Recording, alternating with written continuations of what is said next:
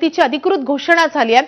आमदार सुरेश भोळे यांनी रात्री 8 वाजण्याच्या सुमारास पत्रकार परिषद घेत महायुतीची घोषणा करत जागा वाटपाची माहिती दिली आहे।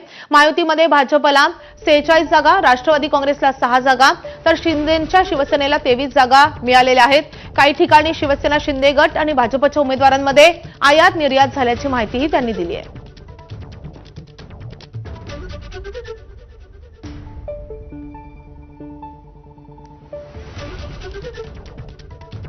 महायुती जळगाव झालेली आहे, त्याच्यामुळे जनता आम्हाला आशीर्वाद देईल अशी आम्ही अपेक्षा व्यक्त करतो। आम्ही कोणावरती टीका टिप्पणी न करता विकासाच्या मुद्द्यावरती आम्ही जाणार।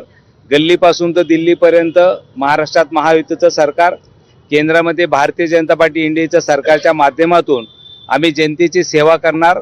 जळगाव शहराचा विकासाच्या माध्यमातून केलेला विकास आणि काही राहिलेले कामं असतील ते पूर्ण करण्याच्या माध्यमातून आम्ही जनतेसमोर जाणार आणि जनता आम्हाला आशीर्वाद देईल अशी आम्हाला अपेक्षा आहे। जागा भारतीय जनता पार्टीला 46 जागा आहे, शिवसेनेला 23 जागा आहे आणि राष्ट्रवादी जे अजित